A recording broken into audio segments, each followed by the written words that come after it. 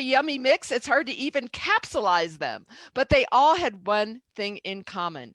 Those women with those yummy ingredients mixed together stayed in the crock pot for 4 months and became a most yummy stew.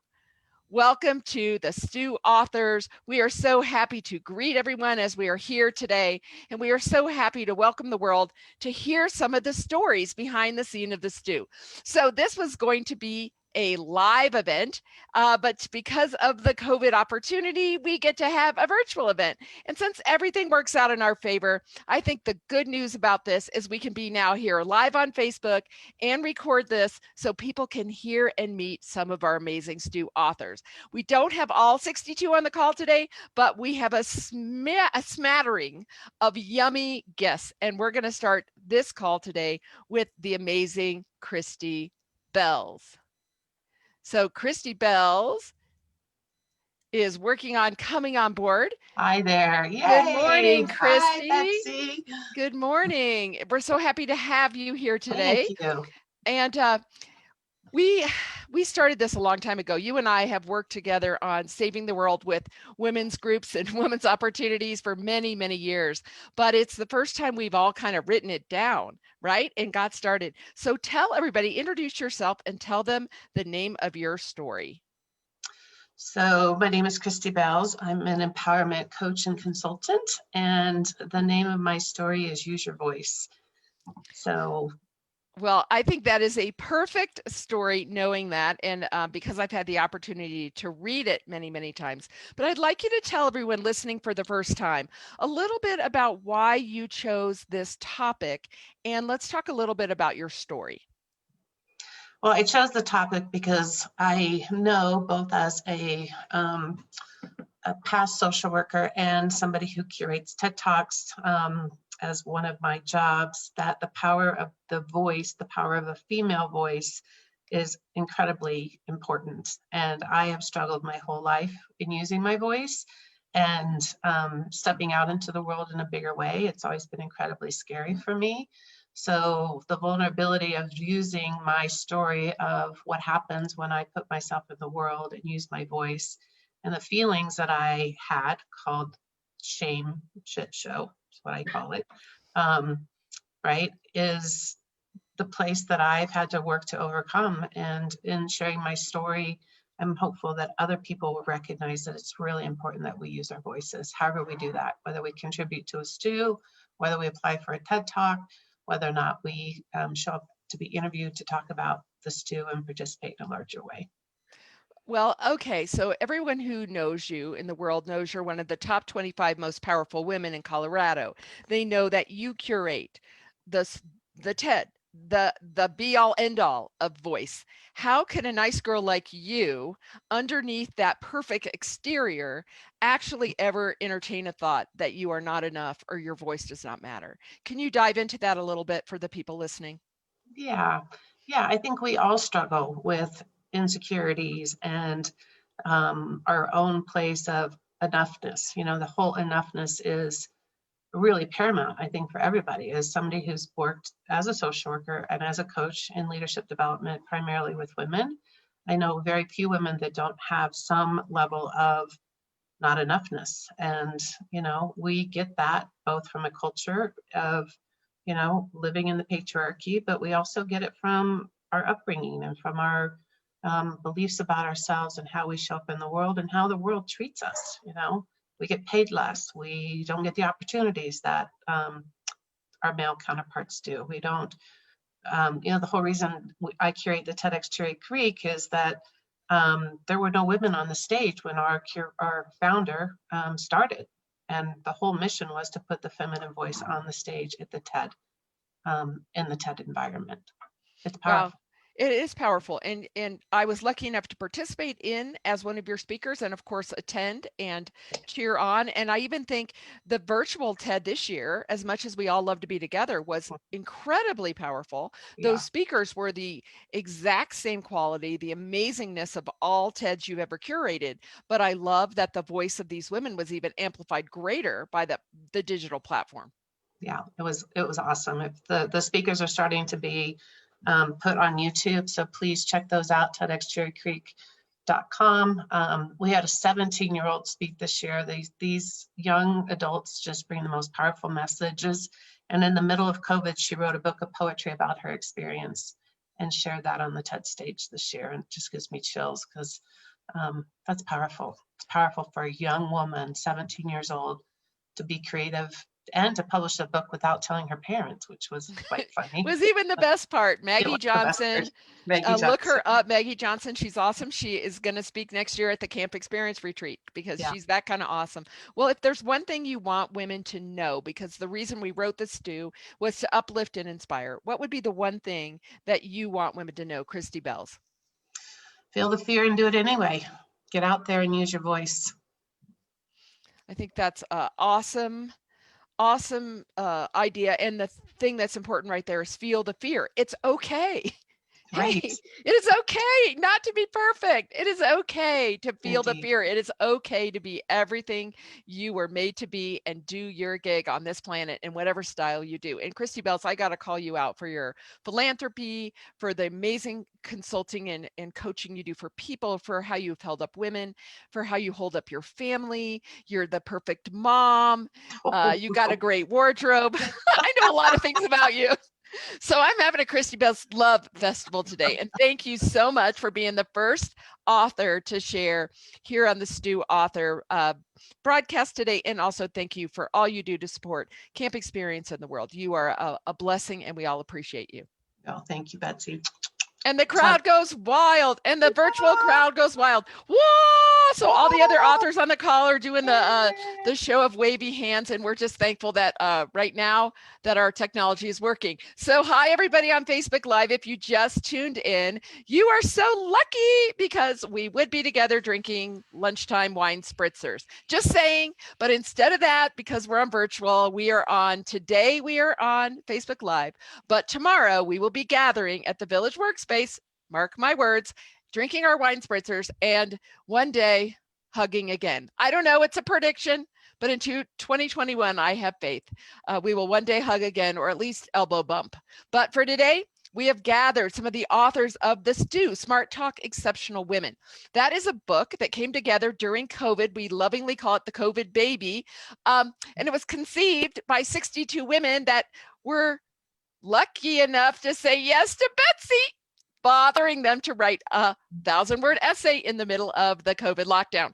And now we are taking this to the world. Next up, Jill Farquhar, who has been just such an amazing supporter of the Stu. She has bought numerous copies to spread around town where she does her philanthropy. She is a bright light. Jill, welcome to being author number 2 on the interview. Thank you. We're so glad to have you. So introduce yourself to the world and tell them the title of your story. Well, good morning. My name is Jill Farquhar, and my Stu story title is Leave What You Were, Bring What You Are. Well, I remember when you first said that title, you were very specific. A matter of fact, a behind the scenes note is we had to edit that to be sure we got it exactly right. So tell everybody a little bit about this Jill, very heartfelt and impactful story. Well, I think I know what I've written about is my belief that living our life fully involves trusting and engaging in transformative change, both individually and collectively, rather than just in sheer survival mode. Well, okay. That sounds like a very simple statement for a very complex story. So why, Jill, would a nice girl like you ever have to be in survival mode? Is that a setup? Is that a little bit of a setup to your life? But I think it's really important because, again, you're somebody who is at the top of your game. You are a jewelry maker. You make salsa and sell it. You close amazing, huge business deals. And so people think they make up stories. People like you, like that Jill, super easy, road to the top, no hard work. But you have had some trials and tragedies along the way, sister friend. So what part of your story would you share today why you really have stood in this very important breakthrough? Well, as you've referenced, I have experienced several, maybe it's even more than that, substantial traumatic events in my life. And I have been referred to, therefore, as a survivor. But over time, I came to regard that term as confining and its definition. And I seek to redefine what I've come to believe can be a more empowering role through trying times in our lives. Well, would you be willing to share one example? Trying to think of what comes to light. Gosh, one of the oldest is what comes to light today, and that's just when I needed to recover my daughter from foster home and provide a roof over her head, which is why she'd been originally removed. And then some of the ensuing poverty around that would be one of the times in my life. Well, and I said lives plural. Yeah, so. I think you have. And if you read her story, and just for reference, it's on page 168 and 169 in the Stew, which is Smart Talk, Exceptional Women. You came through programs to help you when you were struggling. You brought your family back together, and you have stepped up to pillars of service. And what about going through that, Jill, has made you the philanthropist you are today? Because I think what the Stew tries to say is no matter where you are, no matter what you got going on, there's something that's a gift, even in the worst tragedy. Unfortunately, we're so sorry you've lost your father recently. You've just been through so many things, but from that, you lead on. You drive the Stew book across town to that charity CEO because they need it. So what is it inside you that hardship made you a philanthropist? I truly believe that view that I came to see, which was over many years, and being able to be retrospective, was that if when things are really working at their best, individually and collectively for us, it is a wheel of we're taking turns. Sometimes we're the one that needs to learn and needs to have things given and taught. Sometimes if it's working well, we get to take the turn where we're trying to pass on some of our lessons and to give and to have that exchange. And that's that big, larger view of exchange that I do believe when things work best in the world, that's what's happening. We're each taking turns at different times in our life, playing these various roles. And they're essential to play, all of them. Sometimes we think the only essential role is the giving and caretaker and giving back role. But believe me, there's many times where we're called on to be the student. And we need to sometimes learn how to accept more graciously than we're comfortable accepting. Well, I think you hit on a very important topic for women, which is accept more graciously than we're used to accepting, right? I can see all my Stew authors nodding to that because we lead the charge. I mean, Lord help us that we need help. And the good thing I think about this book, and the good thing about women standing with and for women, is it's that hand up, but it's also that hug. It's also that unconditional love of where you stand today. And I think your title, Leave Where You Were, Bring What You Are, really captured that well. Jill, so lastly, if there's one thing you want women of the world to know, what would you tell all of them? Because with Facebook Live, they're probably listening in Australia, and we got a few in Norway, I know for sure. We've got Belinda. So what would you tell these women? Probably that we don't travel alone through our lives journeys, no matter how lonely they may sometimes feel. Awesome. Well, thank you so much, Jill, for not only being in the Stew book, but all the things you've done, the creative philanthropy that we've done together, selling clothes, all kinds of crazy things. You are such a bright light. Thank you for being part of the Stew, and thank you for being on our live broadcast today. Thank you for having me. Yay, and the crowd goes wild again. Yay, glad hands. Okay, next up, in a perfect non-COVID world, we would be at her village workspace. past experiences with Gina Shrek have included sleeping in a hotel room where we noticed that the blankets made a light show of static when we moved them. And we were sharing a queen size bed at a women's retreat one time, and we needed to not only sit and laugh for half an hour of the light show we made with the static blankets, but then put on belly dancing attire and move to the groove ourselves at the women's retreat. Ladies, welcome the amazing Gina Shrek. Thank you. Yay! Yay! Yay. Well, Gina and I go so far back to the day we were just wee tots. We were wee tots to the day I saw her diamond ring. I didn't know her, and I said, "Hello, that is a really nice diamond ring you have." That was my intro. Yeah. And she said, "Yes," and this nice guy sitting next to me got it for me, and I met her husband, Kirk. Oh my gosh, that was in. So see, that song really should be "Diamonds Make a Girl's Best Friend" or "Diamonds That's right. Find a Girl's Best Friend." Yeah. Diamonds attract someone to make a comment that make you to be a girl's best friend. Well, Yeah. Gina, you're a professional speaker. You are a marketing maven, a social media guru. And then in the middle of everything, right before an international pandemic, you invested your life savings in a co-op workspace because that's what you do, right? What the heck? You do. You say, what should we do? We should create a beautiful space for people to gather right before the world shuts down. Actually, the pandemic has been great for us because people are still needing offices. Unfortunately, we have lots of offices and meeting rooms. And I have to admit, because we're in the midst of packing here at our house, all my copies of the Stew book are in the office. But your dogs are not, because I hear your darling dogs. Of course. And of course, they were silent until I unmuted my microphone. So they're well trained. Well, welcome to our Facebook Live telecast. Anyone who's just signing on, these women have come together and had a baby, which I lovingly call during the COVID crisis. And we took lemons and made lemonade, but actually we made a stew. It's a yummy mix of opinion and ideas and art and poetry and song lyrics and 62 people and some cute dogs. Dogs are always in our mix, and cute dogs that have come together to save the world one story at a time in an art and inspiration book called The Stew.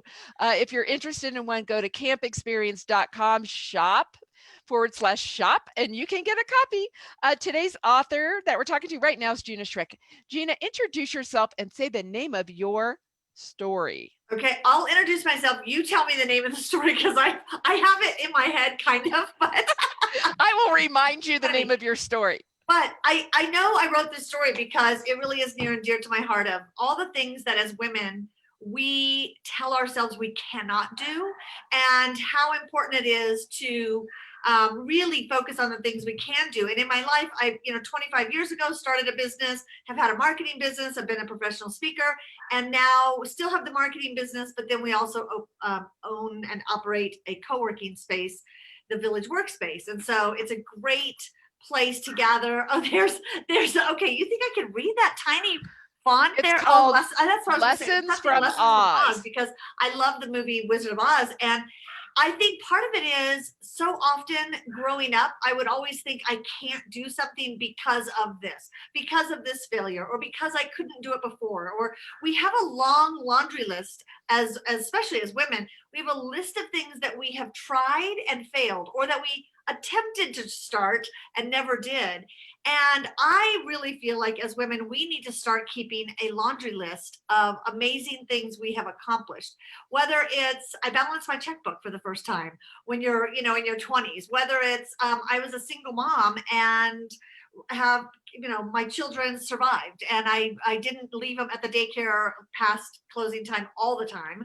And so, whatever we do right, we need to keep a list of those things, because when we go to attempt something new that's big and scary, we need to open up that list and look at that and say, these are the things that I've done before that were hard. I mean, our mantra in the last 2 years as we were building the Village Workspace was, I can do hard things.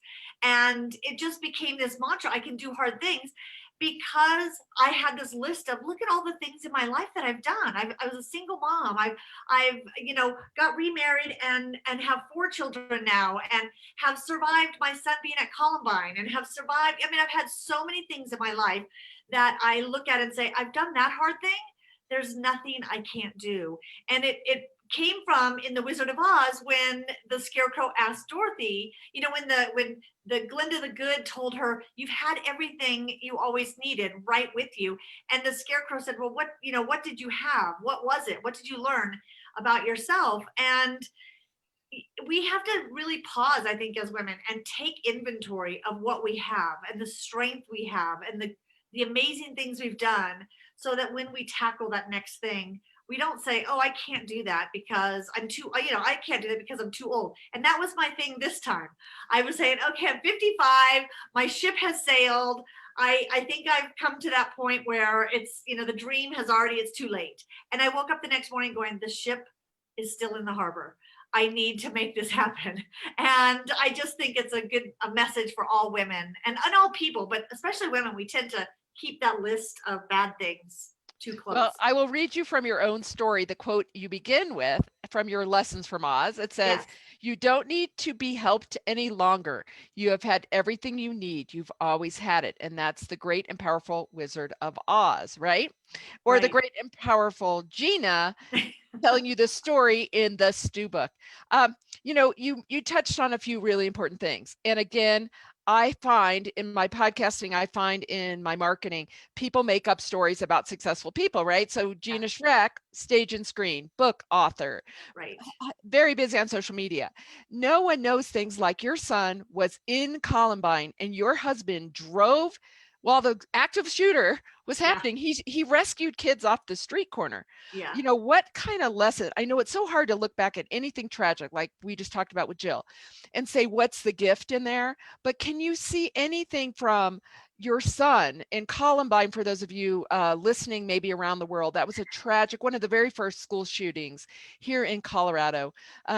Very, very tragic. And can you see anything that's a gift so of many Columbine? things. And it's interesting because it's not necessarily that he was at the school at the time of the shooting and that he was spared, but the 4 years after, because he was a freshman that year, the 4 years after is where I feel like people can connect to the story, because it's hard to connect with, wow, her son was at Columbine during the shootings.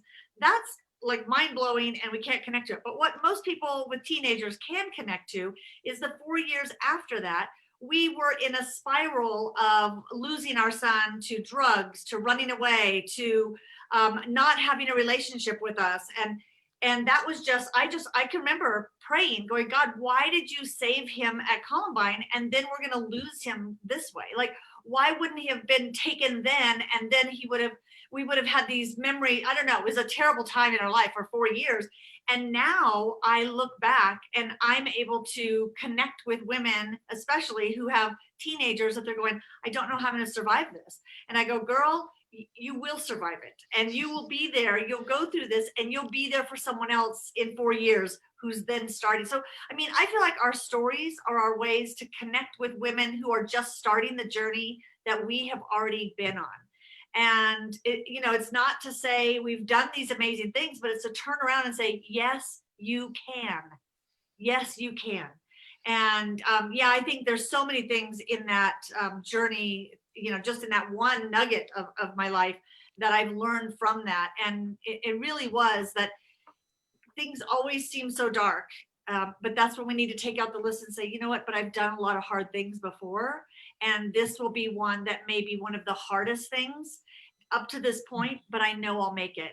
And hearing other women's stories is just such an amazing tool for us to be inspired to say, okay, they did that. I might be able to do this. I didn't think I could. I thought I was alone.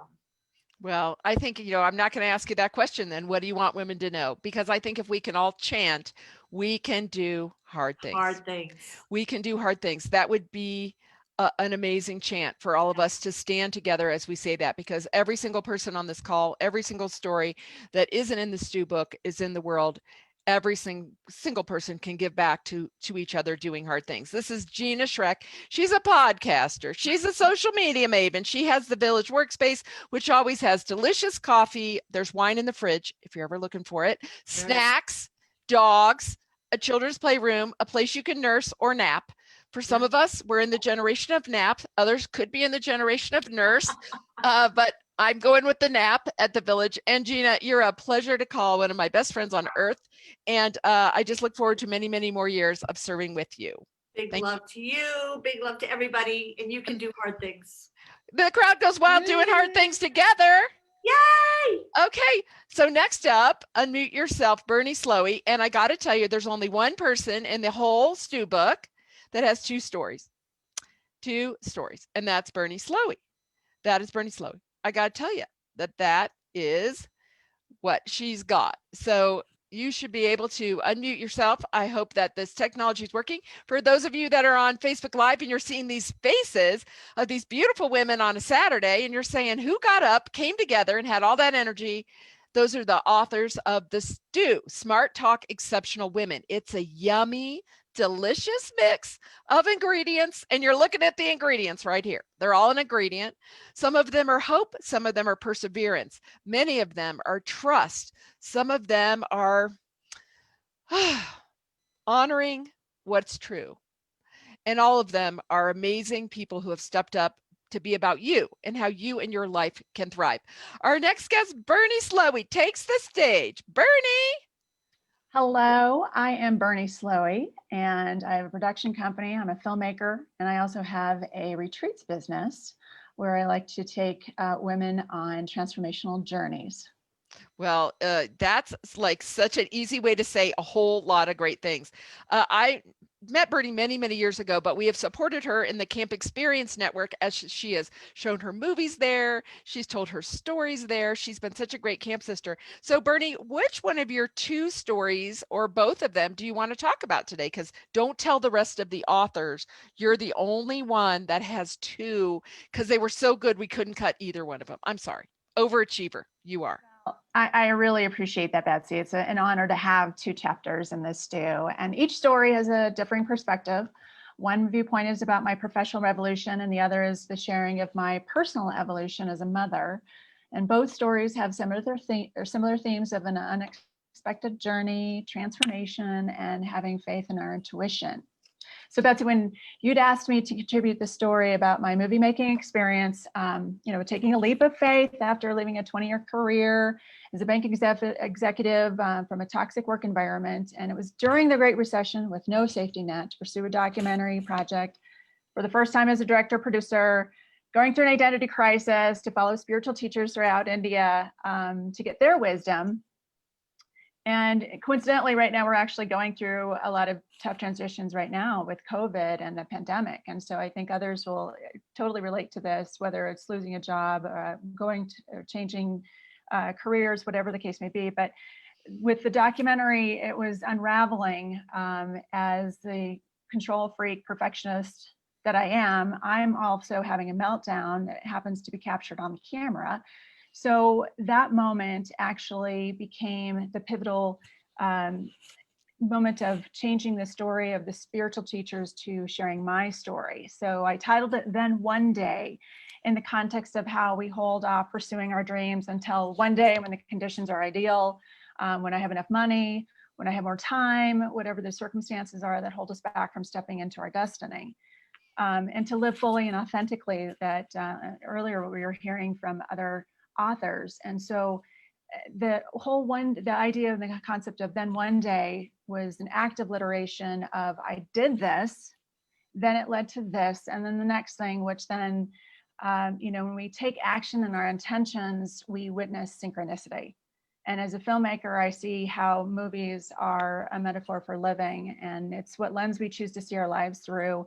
The script or the story we are wired to tell ourselves or that we believe, and then the action we take as the director of our lives.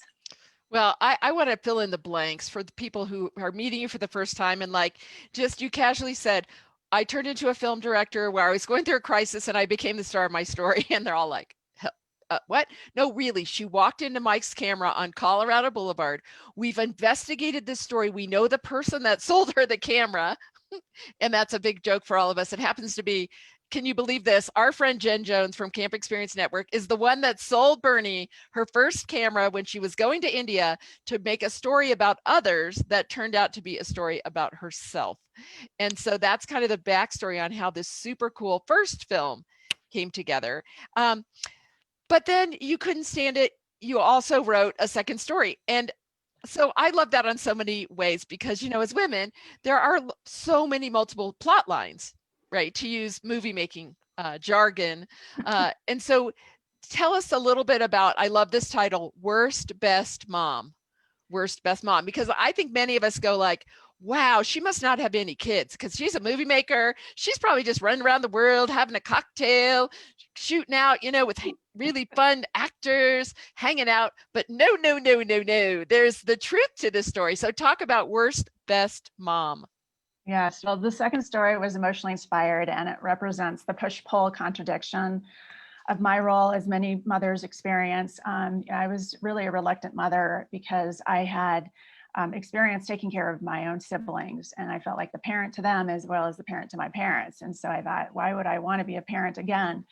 And coincidentally, my son was born in 2000, so I'm in my 20th year career of this role. And it was an evolution of how I embraced motherhood. And after having 3 consecutive miscarriages within 6 months during the time that I was in my corporate career, it was really the wake-up call that led to my decision to leave the toxic work environment and my corporate career.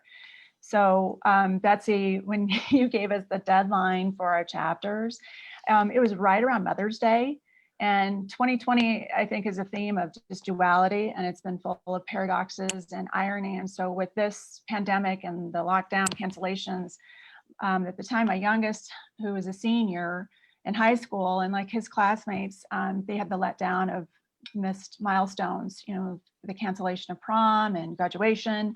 And I was grieving myself because I was in the second year of co-chairing after prom, and at the school, it was one of the biggest events to put on, especially by the parents. And we put in a lot of time and effort and money, and to have that canceled as well. And so, I think that I was going through this lack of, this victory lap that I wanted to be able to also experience with my son and with the other moms.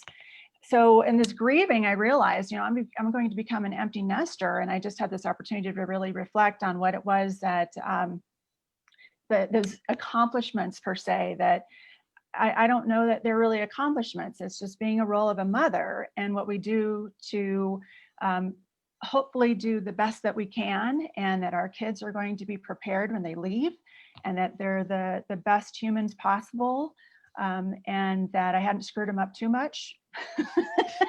and all the authors said amen on that, as we all said, yeah, how much have we all screwed them up?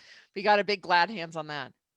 Well, I think you can just even tell your movie maker perspective when you even talk about both of these stories. And to give a glimpse into the what happened, I love that people can read this stew and really see true life stories that are real with no agenda other than to serve. And for you to say, I left corporate America, I apologized to my husband in a nice way that I was taking money and resources and leaving to go to India, not Indiana, that was India.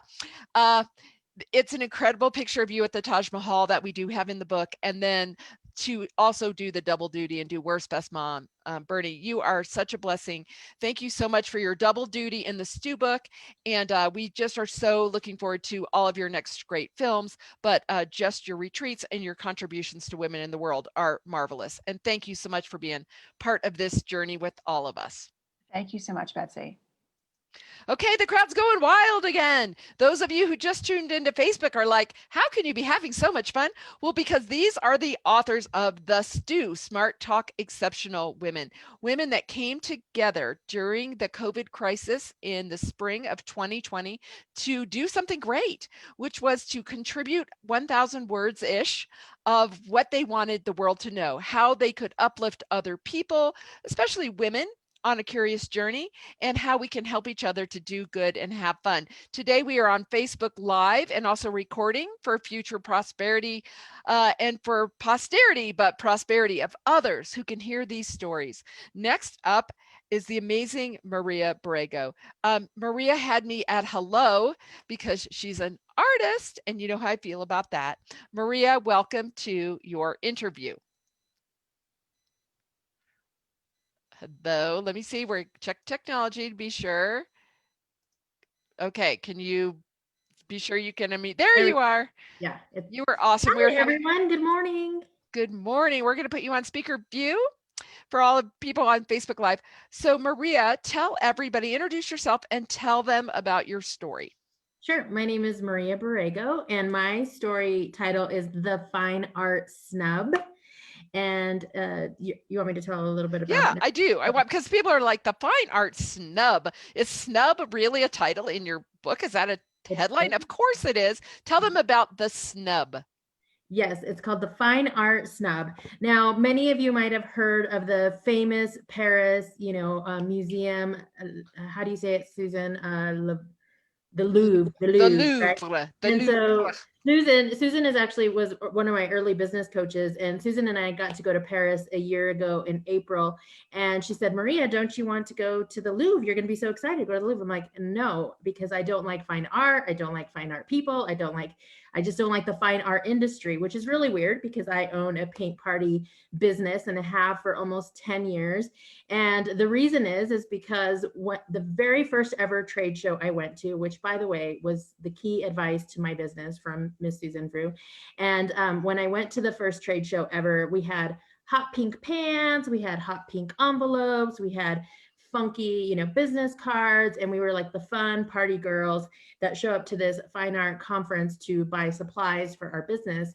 And it was like the fine art kind of conference, like pinkies up and all that. And some of you might be that, so don't worry, I come around to love you anyway.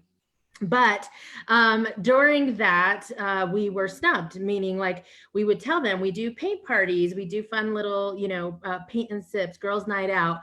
And I'm not joking. I'm not exaggerating. They literally like up nose, eyes off to the side, kind of wanting us to go to someone else to buy material. And we were looking to buy canvas, brushes, paint, to find our own brand. And finally, of course, we did find a supplier who embraced us. And now, fast forward, this was probably 6-7 years ago, but if you fast forward and you go to Michael's, Hobby Lobby, what's on sale? What can you go buy today or yesterday on Black Friday was massive packs of canvas and paint and brushes, because painting is the #1 hobby now and has been for over 5 years. And it's because of the paint and sip industry like we do. So many of you have probably participated in that. So the Fine Art Snub really is about me finally discovering the fine artist, because I never wanted to know about their art. I never wanted to learn about them. And what I learned was that they too were snubbed. That people like, I have it in my book. By the way, it's page 60. And I loved learning about Henry Rosso. I loved learning about Gaudi. I loved learning about just Frida, of course, my favorite. I should be using my Frida cup. And so these people, these artists were snubbed, and most of them didn't become famous until they passed away and their art didn't become valuable. So I always tell my family now, you'll want this after I die. You will want this, because tell them what that is, because it looks like it's quilling, and you know how I feel about quilling. I love a good quilling. Yes, this is one of my earlier pieces, so it's quilling. I actually cut my own paper back then, so it's a little bit thicker. It's one of my oldest pieces of artwork that I love, and it really, at the time it just felt crafty, but I love it. It's like my favorite piece. These are flowers made out of paper plates that I love, and I had them out for fall, but I loved them so much I moved them in here. So okay, so now you can see why you had me at hello, because I'm going to go get a whole stack of paper plates and call you, and we'll put on masks and go to the village workspace, sit across the room and make flowers like that out of paper plates. I'm so totally in. Sure. Maria, so you give 5 tips in your story, The Fine Art Snub, which is located in the Stew, Smart Talk Exceptional Women. It's an art and insights book. There it is, an art and insights book that has not only stories from 62 women, it has poetry, it has song lyrics, and this crazy artist, Betsy Wiersma, who just became an artist 3 years ago, somehow did 100 pieces of art that decorate all the pages. So you give 5 tips in your article. Do you want to briefly just talk about what those things are that you talk about? Yeah, sure. So I tried to use some tips about your own, they're actually tips about your life, your business, because what happened was I really learned how to extract that bitterness that formed in my heart. Remember, I told you I didn't like fine art people. And what happened was I held that as a grudge. And so in return, I ignored a big part of my industry. As soon as a customer would say anything about like wanting a Georgia O'Keeffe piece or something like that, I'd be like, I'd instantly, it's just the bitterness, and you might all know what I'm talking about. And so what I learned from these artists was like Gaudi, I learned about time. And so your artwork takes time, just like your business, your life, everything takes time. Do you know that the La Sagrada Familia will be complete after 144 years? And I love this. He said, my client is not in a hurry. That's right, because his client is God, right? And so I love that. I love learning about Gaudi and his artwork. Henry Rosso, I loved him because he didn't become an artist till after he was 40, and he couldn't travel to forests or anything like that. So he would go to taxidermists, but he would go to parks and botanical gardens, and that's how he learned how to paint. And he always added something funky in his painting, which some of you might think is cool, which I do think is cool. They're harder to paint, but I think that can cause a distraction too. And it distracts you from the big part of the artwork when you actually look at the forest and the trees and the fruit and things like that. The third one was perspective. Of course, that's an art technique about the illusion, vanishing points, and diminishing dimension, I should say.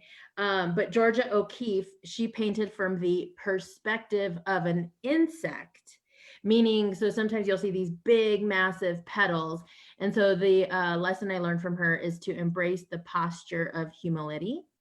And details, I just learned a little bit more from Paul Cézanne. Paul Cézanne, he would adjust his apples over and over again, and they would eventually rot. And I thought, I got a couple of lessons from that. One, take your time, of course, but don't take so long that your apples rot, meaning embrace the adjustments, but don't let the details spoil your work.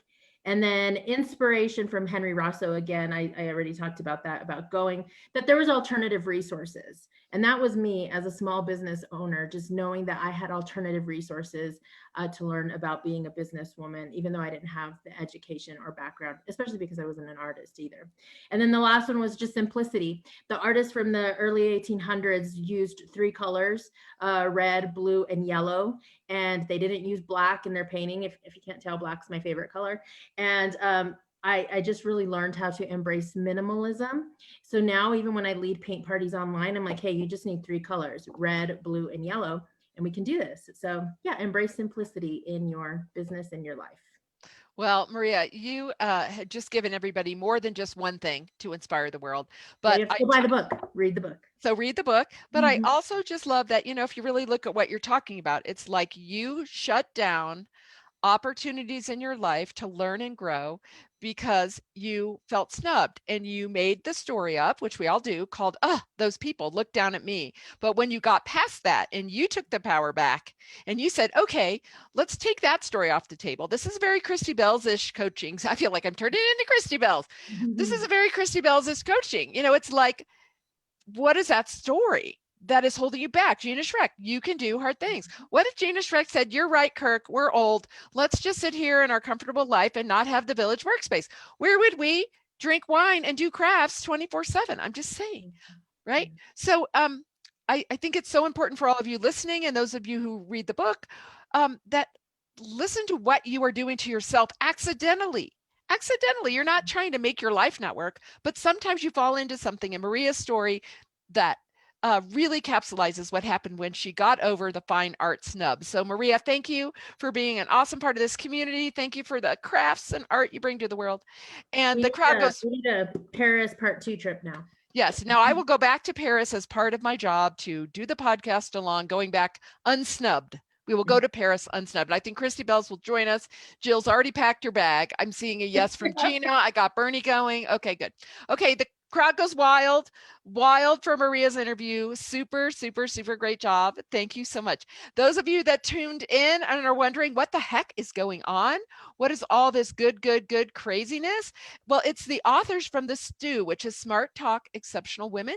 It's an art and insights book that was given as a gift to the world from all of these women who in the spring of 2020, there's Anne is showing her story in the book. She's up next. The spring of 2020 answered by a yes.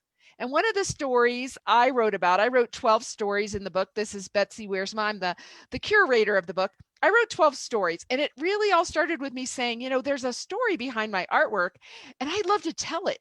And one of the stories is about saying yes. And it's the angel of possibility, right? That everything is possible, but you have to say yes. Even if you're uncomfortable, even if it's hard, even if it's not what you normally do, you have to say yes. So next up, she's showing her picture from the Stew book. We welcome Anne Fanganello, and the crowd goes wild. Welcome to your interview on Facebook Hi, Live. everyone. On the authors of The Stew. I'm putting you on speaker view. She's showing you from page 73, her picture of her wedding dress, which I so want to get married again to do that. Look how cute that is. And introduce yourself and tell them your name of your story. Hello, everyone. I'm showing you this because Betsy is such a great curator. I'm so proud to be a part of this book. And yes, I'm here. It's not just a picture of me. My name's Anne Fanganello. I'm a fashion designer, and my story was called Style Points. And it was a focus on how dressing for yourself, using your clothes, your favorite earrings, a special anything to get yourself through life is really worthwhile. It's dressing from the outside in, using your style and your fashion to build an armor on the hardest days, to give you joy, to make you smile, which gives you freedom to be who you are and makes every day a little more brilliant and special. Okay, so now people go, well, wait a minute. You're a fashion designer, which is very close to my heart. I fell in love with Anne years ago when I first met her, but I mostly fell in love with this black jacket that she designed that has this really incredible style to it, that when I reconnected with her a couple of years ago, I said, okay, first, do you still have that black jacket? It's like the one that got away, right? Because it had such a beautiful cut and style to it. So how would a big fashion designer like you ever have a time where you had to put on armor to boost yourself up? Could you have gone through anything traumatic that is featured on page 72 and 73 in The Stew? Well, I did. And I am a very lucky human being. I thank my family from, my friends. I was born with confidence. I love myself. I think I'm amazing. And whoever put that into me, I just am so appreciative. But no matter how confident we are, how much we like ourselves, we go through some hard times. We're going through a hard time right now. And we all trip and stumble, and we need ways to support ourselves. And so really the heart of my story is about how I got through my breast cancer. At the age of 33, I was a superstar, hot fashionista in New York City. I was doing runway shows at New York Fashion Week. I was running companies and hanging out with movie stars. Life was pretty darn good. And one day I was diagnosed with 2 large lumps in my breast and was told I was going to die, that I had to get my life in order, get my papers in order. I was told that I would not make it and that they were going to start cutting pieces of my body off. And well, I was busy. I was really busy. I had a lot to do. I was only 33. And so I kind of ignored them, other than the fact that I was like, go ahead, let's cut these parts and, go ahead and get a mastectomy. Give me chemo, give me radiation, but let's get through this. And how did I do that? Every time I had to go into that hospital, I got up in the morning, I cried. Well, you know, when I'm in there in my own heart and soul, things can't be as happy as I always think they are. But I would take my shower, I would get prepared, and I went out and bought and wore the laciest, fanciest, sexiest lingerie. I put on French thongs and red bras. I mean, I only had one thing I could control, and that was my lingerie. And even then, they took all that off too. I put on bright red lipstick. I wore earrings that made me feel good. And I got through it, and with that kind of an attitude through the whole thing. At one point, I had a doctor who told me, I do not understand why you giggle through surgery. I've never had anyone do this in my life. Who are you? And I was like, you know, it's going to happen. If this is what my life is, I'm going to pay attention. I'm going to learn. You know, if things are hard, then learn how to feel pain, learn how to feel depression, learn how to feel these difficult things we go through. Because if you don't have downs, then you can't have ups. And if you take the downs and you suck them in and you do it, and you use your strength, you use your armor, you use your brilliance, then all of a sudden the sun comes out and it's not so bad and life is better. Well, you know, I guess you feel like the we can do hard things, Gina Shrek thing alongside of, you know, you are your story, right? And you are so thoughtful and kind to share your really story at the Fall Camp Experience in 2020, where we all gathered with our masks on and our hand sanitizer and raised money anyway and did good anyway. And I remember a funny story that I'm telling the world, you and me. We had talked about doing a fashion show. And when I say fashion show, I mean Christy Bells puts on a cute outfit and walks down the stage. My fashion show is Jill puts on a coat that was in the charity sale and she looks cute on the stage. When you say fashion show, you're thinking of lights and fashion week and cameras and action. And it was like an hour before the actual event. And I said, you know, it's okay. It's been a busy day. We're in COVID. You don't have to worry about it. And you're like, I have something to say. And I think this story, Style Points, is really a demonstration to the world. So many of us listening today have not only been through perhaps cancer or that ourselves with our families. If it's not cancer, it's something else, right? And we've stood there in that fearful place. But picturing you in hot pink underwear with your bright lipstick and giggling at those doctors, I think makes everybody's day. So if there's one thing you want the world to know, Anne, and there's 1,001, but what would be the one thing you want the world to know? Well, I really do truly believe that the days that are hard, the days that are tough, if you throw on that bright red sweater, if you give yourself, just put on your favorite thing, and it gives you support through your life. And as the world comes along, there are 1,000,001 reasons to smile and laugh and enjoy yourselves. So push away the 100 reasons to cry and remember the 1,000 reasons to laugh and smile. Well, awesome. Okay, the crowd goes wild for Anne Fanganello, and you're all thinking, yes, if we were together, we'd be shopping and buying her beautiful things. You can find her and find her anywhere in the camp world, and you can find her beautiful designs. And Anne, we just thank you for telling a very important story to the world. Thank you for joining us on this live telecast with the authors from The Stew, Smart Talk Exceptional Women. It's a book that came together in the spring of 2020, led by these 62 amazing women, all of their own right, that said yes. They said yes to one of their fellow sisters who asked them to stop everything and write 1,000 words to help to uplift and inspire the world. And now this book has come out in the fall of 2020. It is heading out to the world. We're recording these interviews for all these speakers because we would love to be together sharing them, but today we're using technology to share them here on Facebook Live. So the next up is a very special mother-daughter team. It's our only mother-daughter team in the Stew. And as we are getting ready for this, Eileen, I'm going to have you set up kind of Holly and explain as I get Holly's PowerPoint ready.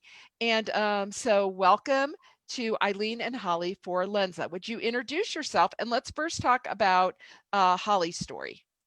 Great. Hello, everyone, and welcome to the Love Ambassador Studio. This is where what Holly brings to us is just a sense of love and hope. So Holly and I are a duo because as not only a mother-daughter, but Holly is on the autism spectrum and has been unable to verbally communicate in her entire life.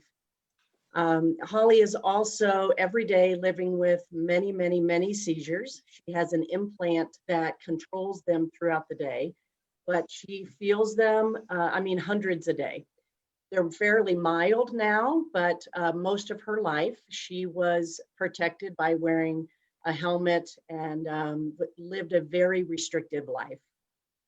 However, about 10 or 12 years ago, she was gifted with an angel that was in an audience when I was presenting at a special education conference, and I had Holly with me. And at that time, Holly again had been completely unable to communicate other than some gestures and whatnot. And there was an angel in the audience who really keyed in on Holly and said, I actually think Holly has literacy skills. And if you give me a chance to work with her, I think I can unlock her communication. So 10 years later, here we are. And not only has Holly been unlocked, but she has been boosted into the world to be an ambassador of love. She wrote her first book in 2012 that was titled Just Because I Can't Talk Doesn't Mean I Don't Have Anything to Say. And she now has a book agent and she's working on an autobiography, and it is absolutely incredible. I can barely get through some of the chapters that she's already written. It's incredible. So Holly also is every day struggling and working through some issues that her body feels around sensory issues, lights and sounds and feels. And so part of that is when she communicates on a simple little iPad or a keyboard. She prefers a simple keyboard because of the way that it feels. So to prepare for today, Holly has prepared her presentation, and some of the questions that Betsy asked, she already answered, and we'll be sharing those with you. And it looks like right now she wants to say something. So if you could just be silent with us for a moment and let her type a message to you.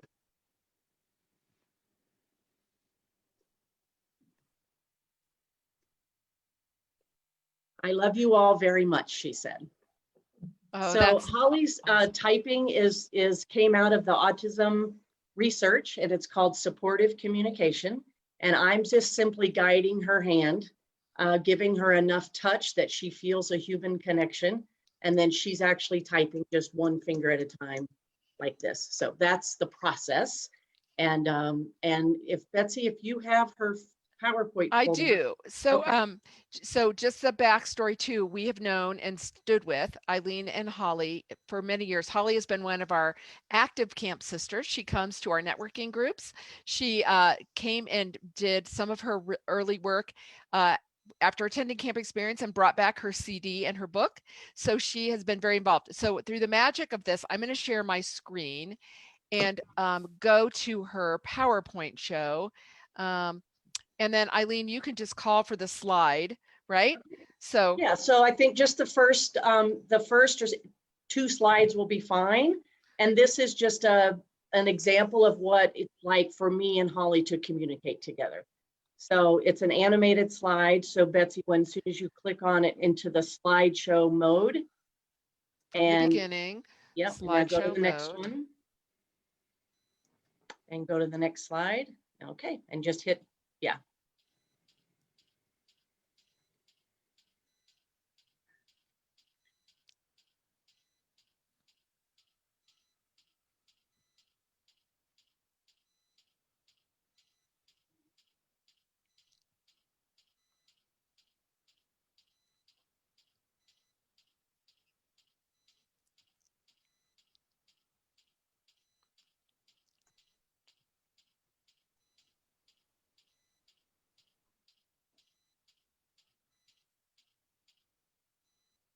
Great, thank you. I'm going to read this for the audio recording because many people are watching us on Facebook Live, and those that are listening to this recording. Holly has just typed, my name is Holly. My Stew article is titled, Love is in the Eyes of the People Before You. Great, thank you. And then Holly's going to type out her answer to this question as well.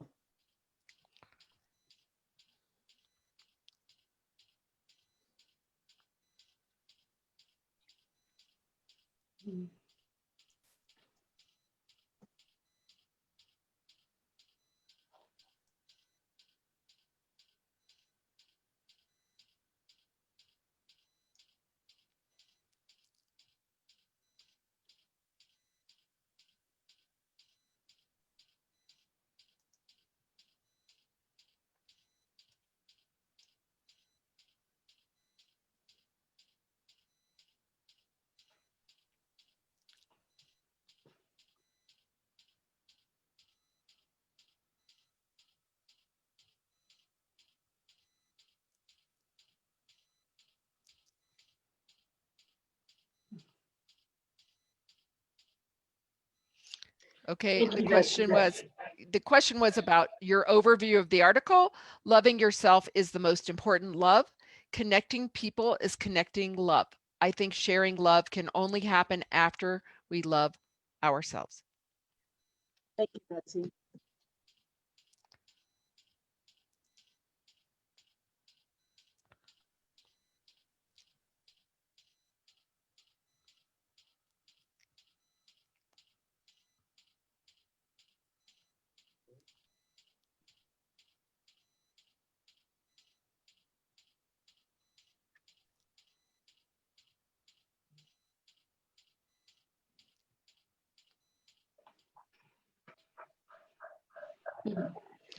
So Betsy, I think we can, that will be fine if you read this one, and then we can go with Holly's current comments. Okay, awesome. And so the last one of the questions is, what's the big thing you want everyone to know? And Holly has told us, as you can see her typing, women need to stop pleasing other people at the expense of their own joy, which is a really good thing for all of us to take in. For those of you who are watching on Facebook Live and you're thinking, what is going on? Well, this is our friend Holly Forlenza. She communicates through typing. It's a way that she shares her love, and she is with her mom, Eileen Forlenza, here as one of our Stew authors. So what does Holly want to say now? Even though she had prepared remarks, she gets to overturn those remarks. That's right. Well, I think what's really great, especially in this setting with so many women who have overcome obstacles, is Holly continues to overcome her obstacles pretty much every minute of every day. And yet it never stops her from sharing this sense of love and joy that she has. So I will read to you. She typically has a peer with her that is also trained in facilitation who will read Holly's comments. But since it's just she and I today, I'll read to you what Holly has said. She said that she said, finding your voice is an act of self-love. And you can talk, why don't you communicate? You are helping yourself to grow by asking for what you need. I want to tell people that they are the ones that grow themselves. When Betsy asked the question about what inspired you, Holly's answer to that, and we worked on this yesterday, so she wanted some time to think. But her answer was, I was inspired by watching so many women be silent. Being silent makes me watch. She's saying being silent herself makes me watch people. I want to help women who have not found their voice. So it's really a tender time with so many of us who find our lives in a place where we're not connecting with people. And Holly needs that connection so much. And so her ability to just hang out today, she had to step out because of the sensory, just too much going on. But her love and her perspective remains with everyone. Well, thank you, Eileen and Holly, for this beautiful typing words and for being part of the book. And not only did Holly write a wonderful story, you did a story. Would you tell everybody, again, just for the recording, introduce yourself and tell them the name of your story? Yes, I'm Eileen Forlenza, and my Stew article is titled "Resilience is Our Only Option." Well, after talking about the story of Holly, many of you probably are jumping to the conclusion, well, yes, the mother of the modern day Helen Keller does have her own story behind the scenes. Tell everybody a little bit about why resilience is our only option. Yeah, so it's a wonderful story of triumph over a perceived tragedy. You know, Holly was born in '89, and when she was 2, when she was finally diagnosed with, at that time, severe, profound mental retardation. And I remember the day so clearly because it was the due date of my 3rd kiddo, Cody. So I had a 3-year-old, a 2-year-old with a recent devastating diagnosis, and a newborn. And within 5 months, I was a single mom living in a safe house in a shelter for women, to just be protective over the domestic abuse that I was enduring at home. And through that time, and having a child who could not speak, literally who has no voice, it caused me to go to a deep place of reflection to say, and so what about me? And living in domestic abuse, which is a very oppressive silencer, and then to have a child who can't speak, and to ask oneself as a woman, what am I teaching my kids? What are my other children who are watching alongside with Holly? What is a message that they're getting about not standing up for ourselves? And so we endured poverty. We endured just a lot of hardship being a single mom with 3 kids under 4 years old. I couldn't work because there was no childcare that was able to take care of Holly. She was so medically fragile at the time. And so my rope of hope was my faith, and remaining very active in church and being very active in my prayer life. And just as Holly has taught us now, just connecting with people. And so we just stayed active at church, and I ended up playing softball, and I have been a singer most of my life. And so I got onto the worship team and we had this incredible band, and I was doing lead vocals, and the guy that was up in the sound booth and the guy who was playing shortstop to my third base on the team, as I say in the article, had twinkling eyes for me and my children. And so we have this fairy tale love story where Scott and I married when the kids were 4, 6, and 7 years old. And then we had our delightful, wonderful son, Michael. And Scott and I have now been married for about 26 years. And we have an incredible life, and we've dedicated our life to advocacy for all populations who feel unseen and unheard, whether it's domestic abuse or people living with different levels of abilities, homeless folks, whatever, wherever God calls us to go to support people who feel that their voice is so diluted and so damp that we want to be there to inspire them. So, well, Eileen, you inspire all of us, and as does Holly. And, you know, in the shadow of everything Holly needs, I think sometimes, you know, there's you, and you have your own path and your own voice alongside Holly as part of the Holly story. But you also have the Eileen story, and being that mom in the shelter, everyone's listening can just really relate. Who's that mom, right? Who's that mom that's tough enough to have all those kids? Who's that mom surviving and thriving after domestic abuse, that had the guts to get out, to get to the shelter, to survive, and now to be standing in this community for others, alongside of not only your beautiful daughter, but your other children, in a great partnership with your husband, through thick and thin. And I think the thing that came out of your story right now that I wrote down is rope of hope. My rope of hope. And hopefully this stew book, for all of you listening, Smart Talk Exceptional Women, it's your rope of hope, right? I think you can use it. You get a cup of coffee, you open up the stew, and something that you need is going to be right there waiting for you, right? It doesn't have to be read in a linear fashion, because every story stands alone. Every story designed by our amazing Melissa Labad is a piece of art, and every person here is a gift. So Eileen, thank you so much for you and Holly, for the extra technology of showing people how Holly types, and for your amazing work in the world. The crowd goes wild for you. Ah, yay, Eileen. Okay, next up, the amazing Jerry Kier. Jerry joins us from Lafayette, Colorado, philanthropist extraordinaire, multi-talented, amazing person in the stew book. Jerry, introduce yourself and tell us the name of your story. Hello, I am Jerry Kier, and the name of my story is Blessings in the Big Curveballs.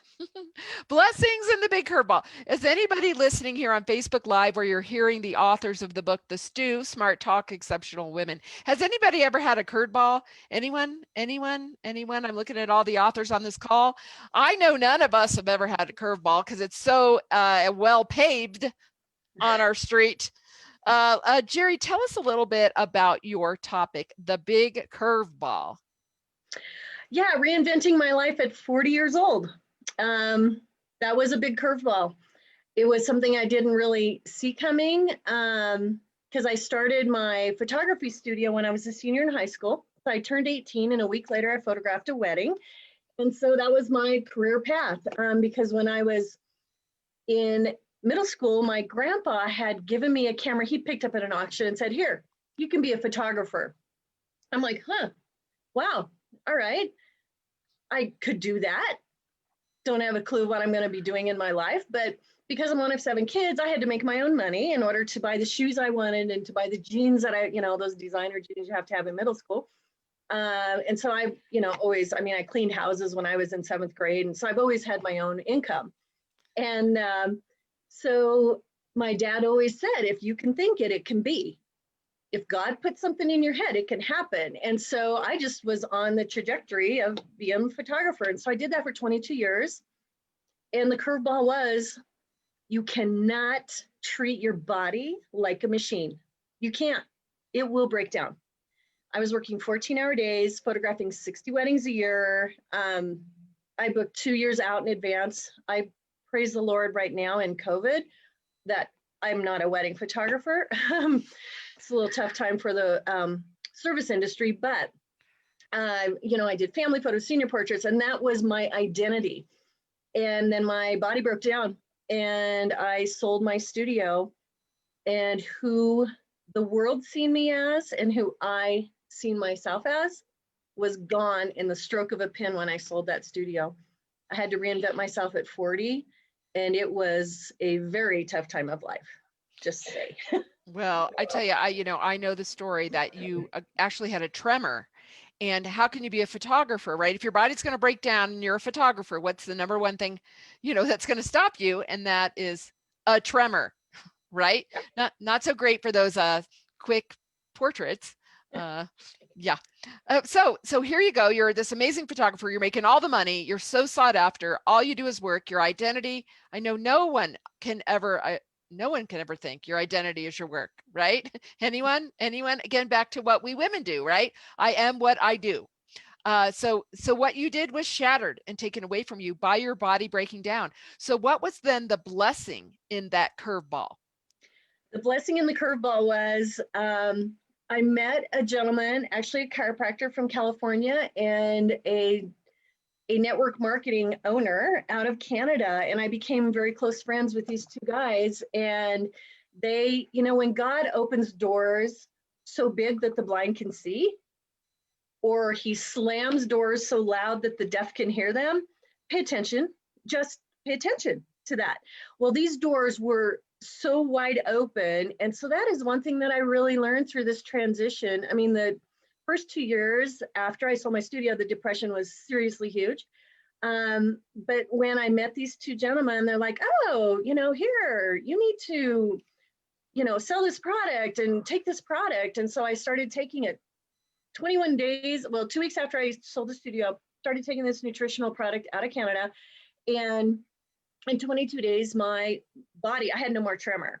So I called Robert, the manufacturer of this, and I'm like, I don't want to do a network marketing company. And so he said, well, you know, let's just see where this all goes. And so that literally started the path for me to open my wellness practice. And the path for the past 18 years now has, every time I ask, okay, God, what is missing?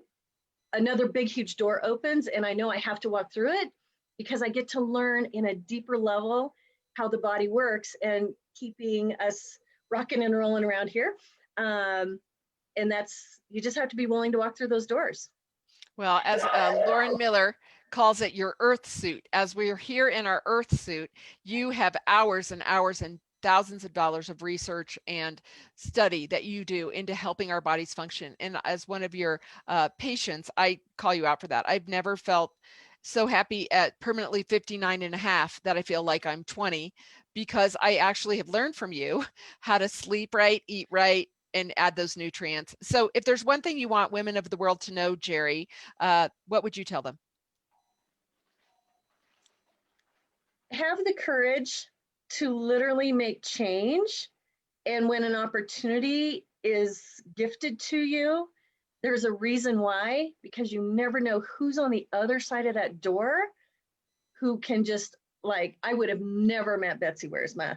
I would have never met any of these authors if I wouldn't have walked through doors starting 18 years ago. You never know the path of life you get to go on to and the blessings when you walk through those doors where you're afraid. Face the fear and go for it. Awesome. Okay, the crowd goes wild. Whoa, the crowd goes wild. Thank you. Very great job. We're so happy to have Jerry Kier as an author in The Stew. It's a art and insight book, 200 pages of color, wonderful stories, art and inspiration from 62 women wrote in the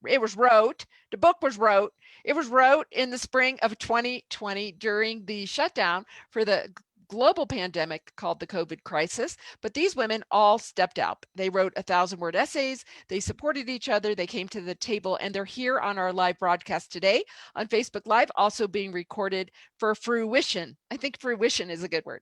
We are for fruition. Hey, next up we have Flossie O'Leary. Flossie O'Leary is in the house. She's a Stew author. Flossie, welcome. Please introduce yourself and tell us the topic of your story, or the title of your story today. Thanks, Betsy. I'm Flossie O'Leary, and I wrote about the ripple effect of love and business. Okay, what is the ripple effect? Because you say it like effect, and we can't see spelling because we're on audio. So tell them what the ripple effect is. Thanks, Beth. The ripple affect is my business, and it's intentionally affect because my purpose is about affecting positive change. And I think that flows nicely right into, why I wrote about love and business, right? People are often gonna criticize you. And usually it has nothing to do with you. Like Jerry was just talking about, people only saw her as a photographer, and she's so much more. And sometimes they don't want to see you succeeding or doing something that they don't think you can imagine you doing. But when we stand really strong in who we are, when we have that clarity of our purpose, and for me, it's about affecting positive change in the world, I could create a business that looks like a typo, right? I could tolerate people looking at me like, oh, honey, she doesn't know, she spelled it wrong. And I'm like, it's about affecting positive change, right? Because we can make this good world better. Well, I love love and business. It's what I profess. It's what we do in the Camp Experience Network. Do good, have fun. We use unconditional love. So talk a little bit more, because you're a business strategist, Flossie. Your clients are large organizations that want to change how they affect the community, the environment, their environment of their employees. You are at those tables with that C-suite making a difference. So how can love be part of smart business? Mm-hmm. Easy. Love is the opposite of fear. And if we really want to grow our business, we can't be in a place of fear, because that's all about closing down and constraining. we know a lot about fear this year because we felt it in a global way as part of this pandemic, you know, because fear is often about our survival or, something that threatens us. And a lot of times what threatens us is in our head. If our head believes it, then it feels like a very physical, primal threat, even though it may not be, right?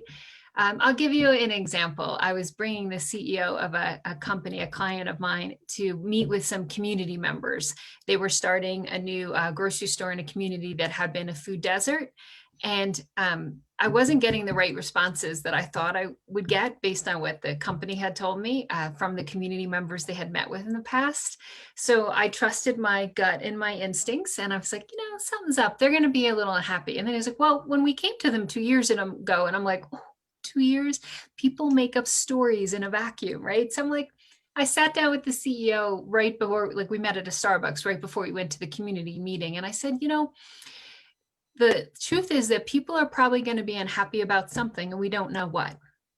You might not like what they're unhappy about. It might have nothing to it might not have anything to do with you, but they're still going to be unhappy with you. You have a choice in how you respond though. You can respond with curiosity and respect for them. And that'll help us get to the root of what this is about. Or you can be upset that they're upset with you and we'll get nowhere and you won't have a lot of people coming into your store. So, but if you are really curious, if you come out of a place of gratitude, like these folks are going to give us information we don't have, and you can have a better store for that community and really feed folks and provide access to food for low-income folks who are really having trouble with hunger. And we can convert this group, maybe not today, but over time by being authentic and really hearing them. Doesn't mean they have to mistreat us. We can kind of hold a line for that. And at the same time, we can really hear them. And that's your choice. Do you want to join me in that? That's love speaking. There you go. And I bet he really had to take a minute to hear you first and then to say, wow, how about empathy and curiosity instead of just, anger and frustration. And I think that's what's exciting. And that's why we did the Stew book, because your perspective to come from university leadership, to come from the community leadership, and now in your affecting positive change in the world, that helps how we all can shift how we look at our business and how we look at people with a difference of opinion, which really is important in the world right now. Curiosity and respect. So if there's one thing, Flossie, you want the world to know, because there's a million, and we could do an entire hour just about affecting the world, how would you state that one thing you want everyone to know? When you're feeling fear or anger or upset about something, or you're using the word, this is hard, use that as a clue to find where the gift in that tragedy or that difficulty is, because there are always gifts and they tend to be the greatest ones. Not just, we've been calling them silver linings during the pandemic because we're afraid to use the word gift, I think, but they're really gifts. Like, I'll give you a personal example. I was missing my father going into my wedding. We were very close, right? And yet I know that there was a gift in him not being alive for my wedding, because there's no way I would have said no to him and walking me, quote unquote, across the aisle, which for me was across a meadow here in Colorado. And yet it was one of to be a 37-year-old woman, to just walk directly to the man I've chosen to grow old with as an independent woman was really important to me. And it ended up being one of the most grace-filled moments of my life, that stroll across the meadow. So it was sad that he wasn't there. And yet I had this great life with him. And the gift in him not being there was something I would have never expected, let alone to be one of the best moments of my life. There's always a gift in tragedy if we play with it and trust ourselves and love ourselves kindly. Well, thank you so much to Flossie O'Leary. The crowd goes wild. Flossie is a participant in the Camp Experience Network here in Colorado. She's a philanthropist, but she's a strategist about love in business. And I think that love in life and love in business is so important right now. So Flossie, thank you for joining us today. Those of you that are tuning in to what's going on here, these are the authors from a book called The Stew, Smart Talk, Exceptional Women. They came together in the spring of 2020 to just pour their heart into 1,000-word essays about how to uplift and inspire the world from whatever the world has given them. Sometimes trauma, sometimes tragedy, sometimes joy, but many times lots of challenges where we have to find the rope of hope, I'm going to steal, The Rope of Hope from Eileen Forlenza, and Do Hard Things. I'm going to steal that also from Gina. Our next author actually wrote on the topic of the global pandemic, which I asked everybody not to just focus on that since this book is forever, but this exceptional article was written by Cheryl Talley. Cheryl, will you please join us and please introduce yourself and the name of your story? Absolutely. Hello, everyone. I'm Cheryl Talley, and my story was called That's Why I Needed You.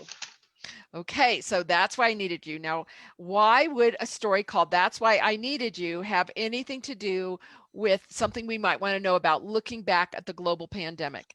Take it away. Okay, so when you had emailed us about this stew, which was so exciting, I had just written this to my team because we were all struggling with COVID, and I just had this inspirational story that I remembered from my son, when he was 2 years old, and I said, I think this is a perfect time to remind people of what we need to get through a storm, and we're in the midst of the storm, and everybody was losing hope, and I'm like, nope.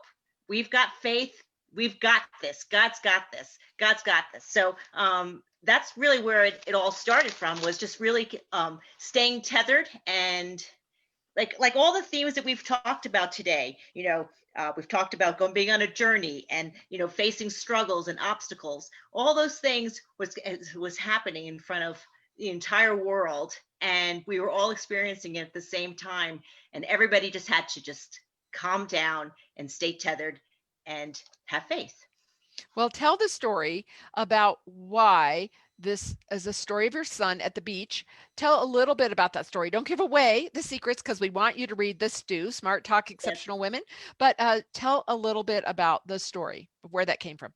Well, so out of the mouth of babes, that was really where the story came from. When sometimes you need to look at a child and what's innate in them, it reminds you what's important in life. So he was this little boy who wanted to go into the ocean, and it was his little process of trying to figure out, who do I need to have by my side when I'm taking on something that's a little scary for me.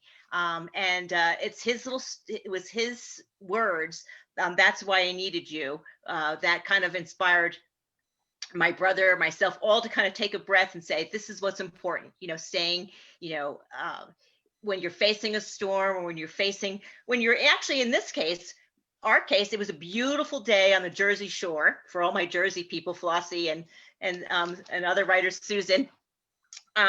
We were on the Jersey Shore. It was a beautiful day, and the waves were just lovely. Just the kind that you want to go out there and body surf. But my son was nervous, and he wanted somebody to take him into the water that he can feel safe. And there, a rogue wave comes, and like in life, rogue waves hit you when you are thinking everything's good. I'm good. Well, on top of the world. And next thing you know, you get breast cancer, or something happens, like we've all described today. Something happens. Life, throws a curveball, Jerry. So life threw a curveball in the form of a rogue wave. And the phrase "That's why I needed you" came out of that, because my brother saved him from the storm. So. Well, I appreciate that, in the midst of all of this, you can look back at that story, and it really is, it's a really wonderful part of the Stew book, Smart Talk, Exceptional Women. It's on page 82 and 83. And the art on your page is the angel of know and choose faith.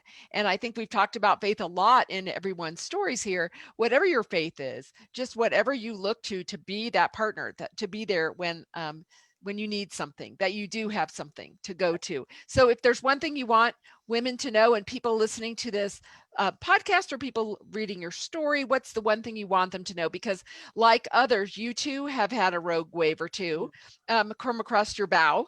Mm-hmm. And there's lots of stories that you have that you've shared that are really impactful, Cheryl. I really thank you for that. So what's the one thing you want to leave people with? Well, and I hate to keep paraphrasing everybody, because there's been so many wonderful speakers today, but it's kind of the same theme that we've been talking about. This is, the eye of the storm. So I always say, look for the everyday miracles in life, and then be grateful for those gifts. And I'll use that word gifts, because you have to be great. Take that moment of gratitude, which is, we just celebrated Thanksgiving. So the theme of gratitude is fresh on our minds. So, but everyday miracles that occur, and just take a moment and enjoy them and be grateful and say thank you. And that's my gift to everybody else, is just to take that moment and say, hey, that was a God incident, not a coincidence, and it was a miracle of that day. Well, thank you so much for being part of this, Stu. Thank you for your insightful story. And the crowd goes wild for Cheryl Talley. Yay! You know, and the backstory is I was called to do a speech at 7:30 in the morning in downtown Denver. And they didn't want me first because they had a speaker, and the last minute, and Susan Frew knows things like this, our next speaker, because she's a public speaker, out of nowhere, they called me and said, quick, tomorrow morning, 7:30 downtown, you're the speaker. And what was waiting for me after my voice in my head said, oh, driving downtown and traffic, I don't know where to park, the city's so hard, wah, wah, wah, I got to get up at 5 o'clock, I have to take a shower, wah, wah, wah. And what was waiting for me? Cheryl Talley was one of the people in the audience, and we had a coffee. And we had coffee, because I do actually say coffee. She does say coffee. I was trying to respect the way people talk, going into another East Coaster. But that's where the gift is, in that that's the gift, right? Yeah, I emailed you quickly afterwards and said, we have to have lunch. We have to have lunch. And now Cheryl is part of the Camp Experience movement here in Colorado, where we do good and happen together. So thank you, Cheryl Talley. Next up is someone who is an incredibly known speaker. She is an author of multiple books. Before the stew, she writes real books outside the stew that are bestsellers and help the world. She travels, she inspires, she's a business turnaround coach. The world, please welcome to our broadcast today, stew author, Susan Frew. Susan, please introduce yourself, and then please tell us the topic of your story in the stew book. Hi, everyone. So I just want to point out that the speaker lineup here towards the end goes Jersey, Jersey, Jersey, Long Island.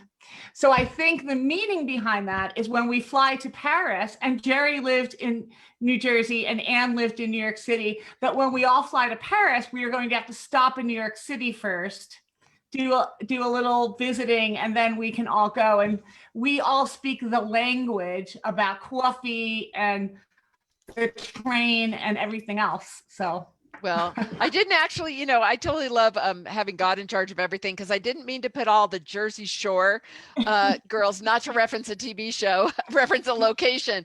Susan, tell them about your story, the topic, the title and the topic. And you really have a story like no other in the stew book. The topic is Be Unstoppable. And ironically, Susan Frew is in the stew on page 42, so you'll remember that. But I have had a series of crazy accidents and incidents and what have you that has resulted in 17 broken bones and 10 concussions.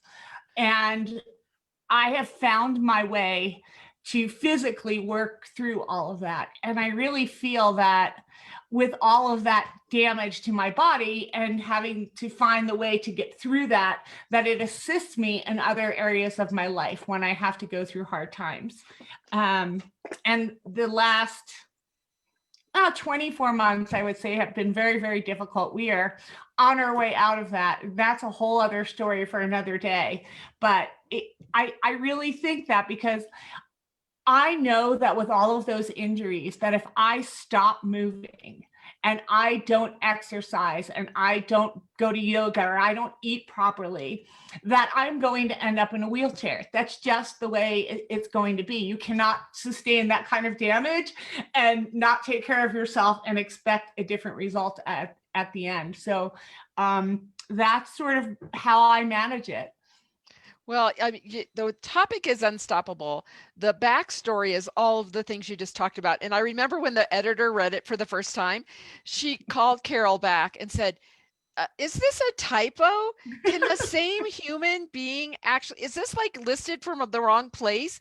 Because in the book on page 42, Susan Frew, now we're all going to remember Susan Frew on 42.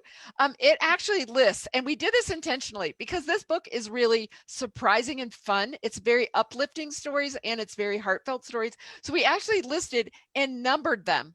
All of your injuries from the rollover accident at age 16 with 3 broken pelvic bones and a punctured bladder, 3 broken bones and concussion number 1, all the way through the snowmobile accident with 2 broken bones, which were number 16 and 17. So we have listed them all. So just when you think you're having a bad day, go to Susan Frew on 42 in the stew and read just a listing of what she's been through. But what do you think from that unstoppable perspective helps you be a turnaround business coach? And throw in there how you accidentally met your husband.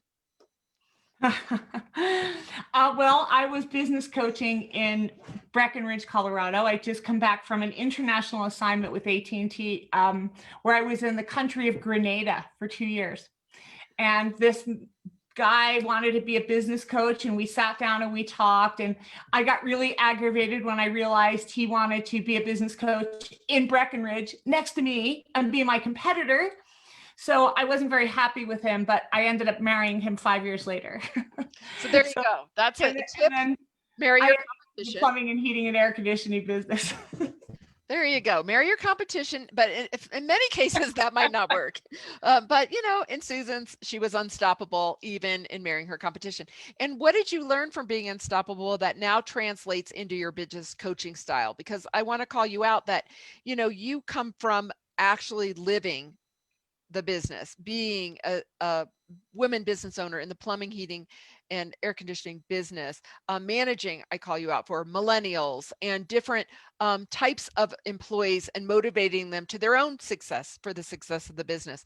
So what do you think helps you be a business coach from being so unstoppable? I just know that there's another day, and that's how it feels when you're a business owner and you can't sleep and you're up all night worrying about how you're going to make payroll and how you're going to face your team tomorrow and tell them that we might have to close and all of that. I think that you find that place deep down, and so many people mention faith. And I just always believed that God was going to give me another day. And I think that transcends to helping business owners because I really have felt their pain. I get it. I understand what it feels like to be up all night worrying, and that there is another day. There's a dawn, there's a way to turn it around, and there's always a way to overcome. Well, your story about being unstoppable really, I think, applies to everyone's story, right? Whether it's the broken bones and concussions that you talk about in your story, or whether it's the breast cancer, the losing the job, the pandemic that stops the special event industry. Oh, I digress, since my husband and I are both in gathering in the land of COVID right here as we speak today. Whatever that is, I think Susan just said it. It's the rope of hope, again, that there is another day, and that's why we can turn to a book like The Stew. We can turn to a coach. We can turn to a coach to help us affect the way our business works, to help our gut have health, right? We can find all these different resources, and that's why we've always created the Camp Experience Network, and that is why we created The Stew. And when I think about smart talk and exceptional women, I think about Susan Frew, page 42 of The Stew. So the crowd goes wild for Susan Frew. Thank you so much for being part of the East Coast contention here. We have, just as a note in The Stew, we have stories from all over the world. We have Australia, we have Norway. Everyone has one common thread. They had something to do with the Camp Experience Network in Denver, Colorado, which just celebrated 15 years, raising $1 million for over 50 charities around the world. So people were not recruited for any reason other than their heart, and that they had already committed to be part of this large network of doing good and having fun. So next up, we have Krista Igo, and there you go. She is joining us to talk about her story in The Stew. Krista, introduce yourself and tell everyone the topic of your story. Hi, I'm Krista Igo, and I'm bringing up the rear on the East Coast thing, being from Long Island. So, my story is the title of it is "Raise Your Vibration with Reiki," and I am a Reiki master, and that has been my occupation for the last 12 years. But I was asked to write something for this chapter in the book called "Fly," and I started looking at how do I fit that in? And I decided to incorporate the healing elements of when we heal ourselves, of how to help us to fly. But this past week, I don't know if any of you noticed this adorable little story. I saw it on the Today Show this week of the Christmas tree at Rockefeller Center with that adorable little owl. I forget what variety it was, but it's just this tiny little owl who was a stowaway on the big Christmas tree that came from way upstate in New York. And everyone kept asking, why didn't it fly away when the tree was cut down and wrapped up and brought in? Why didn't it fly away? And I was listening to all of that judgment. And I was listening to all of that, how many of us have either perceived judgment against us or have actually received judgment? Why didn't we do this? Why didn't we do that? Why didn't Eileen in domestic violence, why didn't she leave sooner? All these things that people say. And the point is that poor little owl was probably paralyzed with fear. And when the time is right, we do things. But there's healing that has to take place before that can happen. And that healing can happen on many levels. My article talks about how, from the perspective of some of my clients, how changing that vibration in their body may help catapult them to make the changes that had to happen, usually with grace. But I looked at that little bird, and then the other day, when 2 weeks later, they nursed that little owl back to health and fed it water. It was, poor little thing was dehydrated and everything. And I watched the picture of the caretaker in the wilderness. They brought it upstate New York, and she's just holding it, ready for it to release. But when the camera focused on her hands, she was holding it like this. She was holding its feet. And all of a sudden she released. And with grace, that bird flew away. And I realized that is what I'm talking about here. It can be that simple, but it's the journey of getting there. One of the sentences I have in my article is, when we are whole and complete, we can achieve more and life flows with grace. And so the metaphor of that little beautiful, cute little owl is, he was now whole and complete. He'd been nurtured, he'd been fed, he'd been cared for, he'd been loved by mankind, had probably never seen a human. And now he was able to release. Well, tell everybody just who doesn't know what Reiki is, because many people know what Reiki is, but I've really enjoyed benefiting from your work and the work of Reiki in the world. So just to update for the record. Sure. So short and sweet, Reiki is a Japanese compound word meaning universal life force energy. And basically this is an energy healing.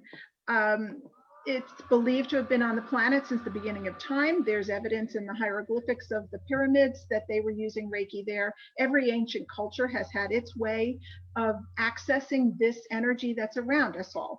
This is just this particular way. And there are many different energy modalities, and essentially they raise your vibration. On a physics level, it literally is like the sun hitting a sandcastle on the beach, and the sun being the healing energy, and it eventually kind of crumbles and falls apart.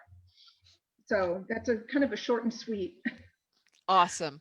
Well, I did give you the prompt about Fly, and I do think you did a great job in translating kind of from your perspective with energy work, the energy in the world and everyone's opportunity to plug into that and to increase their vibration, thus increasing their success in whatever category, their peace, their happiness, their joy, and sharing that with others. So Krista, if there's one thing you want the world to know, because you're here on Facebook Live with people all over the world listening to the stories from the Stu Smart Talk Exceptional Women, you are page 174 and 175. What is that one thing that you want the world to know? Well, I think when we're freed of what's holding us, we can fly. Absolutely. That's a succinct, good word, succinct and great way to end. The crowd goes wild for Krista Igo. Thank you all who have stayed with us in this path. You know, I knew no matter what we planned that these stories would be juicy and tasty and good, and that is what the stew is about. Smart Talk Exceptional Women, 60 women who volunteered their own insights to make a difference in the world. And we appreciate you joining us for this live broadcast today. We hoped to be in person. We will be in person again. Our last author that we're going to interview today not only is our poet laureate, she wrote a story for the book. She dedicated and donated many, many poems for the book, but the big news, she was the editor of The Stew. The crowd goes wild for Carol Calkins. Carol, introduce yourself and let's first talk about your story. Oh, I'm Carol Calkins. The name of my story is What's in a Word? And really what I do in my story is I focus on how I found my gift. And with a little help from my friends, some of them are on this call, I achieved my dream. At the age of, background-wise, I worked in healthcare and higher education as an administrator for 42 years. And near the end of that time, one of my dear, dear friends passed away from breast cancer. And so in my early 60s, what came to me was a poem, and the poem was called We Say Goodbye 1,000 Times. And one of the things in my background was people would always come to me at work to edit their work, to write first drafts. So I always knew I was a good writer. And it wasn't until I started writing poetry and it kind of just flowed through me that I knew the value of brevity, using very few words to paint a picture, express an emotion, tell a story. So for me, it was a very positive, creative experience. And what ended up happening is one poem became 10, became 100, and became more. And it was like, whoa, I have all these poems written down. And one day I was talking to a friend and she said, can you read some of your poems to me? And I said, well, sure. So I read about 4 or 5 poems and she was very attentive. And she just said, why don't you put them in a book? And for me, writing a book was always a dream, but I never knew it would be a poetry book. So one of the things that I realized, and I guess Betsy, one of your questions is, why did you do this? What inspired you? And I feel like there were 3 key things for me in this process. One is finding my gift and owning it in my early 60s. The other was asking for help, which we tend not to do, especially women. And that opened up to me all of these amazing people and women and camp sisters that helped me along the way. And then the other thing is taking one action, no matter how small, every day toward that dream, that goal. So for me, that's kind of how this whole thing flowed.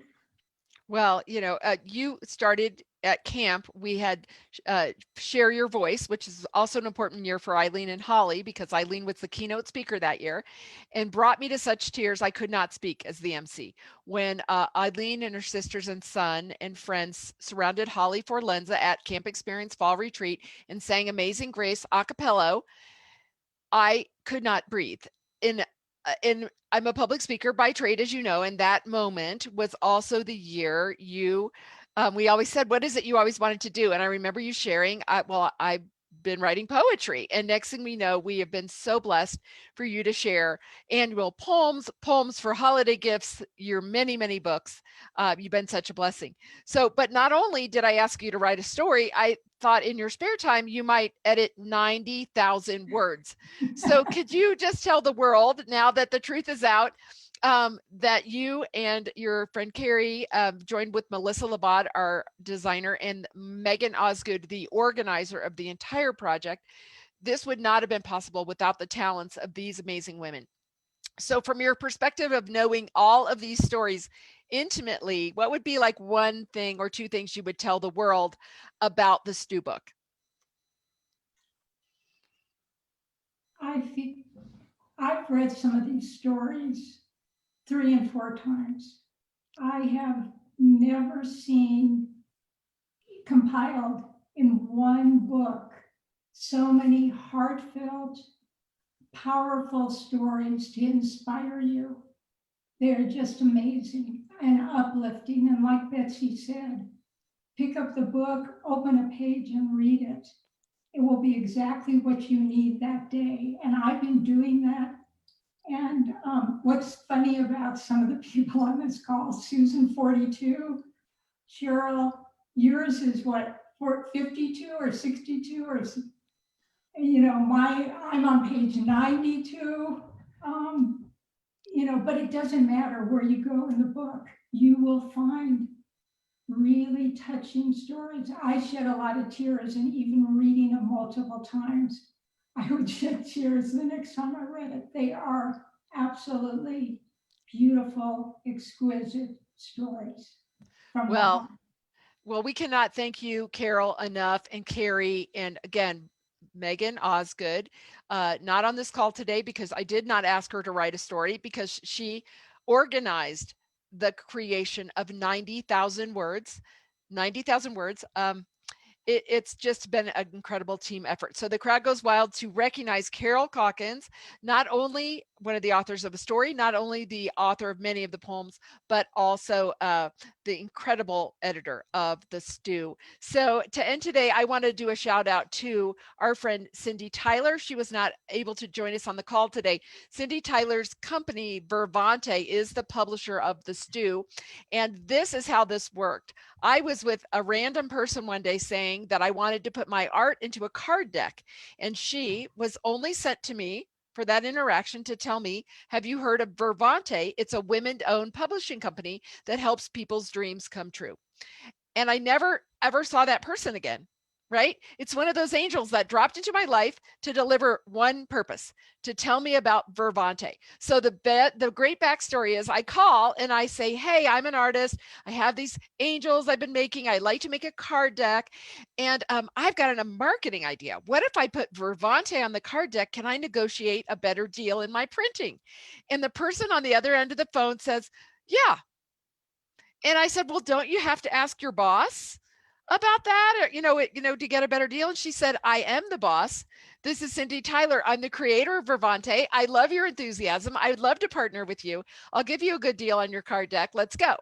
And that was now before 2 card decks, 3 journals, 5 sets of cards, holiday cards, and the creation of the Stew. And this illustration is just to say to everyone listening that it's about the journey and the people you ask for help, right? Christy's got a curriculum, easy for me to say, curriculum coming out in 2021 when you might be listening to this podcast. It's because of everyone standing together that we help each other. We find the resources we need. And it's because of these amazing authors that we have the Stew. So just to recount at the end of our telecast today, the Stew is Smart Talk, Exceptional Women. It is a 200-page art and insight book. The art is mostly by me. There's a couple pieces by others. We can all hold up our Stew books. And the art was done in intention to create a really small book. But when I thought and prayed about it, I heard that book is about your girls. That book is all your girls. So everybody hold up your book. I'm going to snap a quick picture because we are multitasking. This is a so good picture. I got to wait for just a second as Christy gets her book.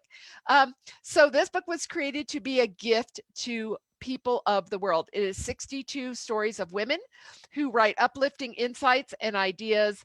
And it is available at campexperience.com/shop. That's campexperience.com/shop.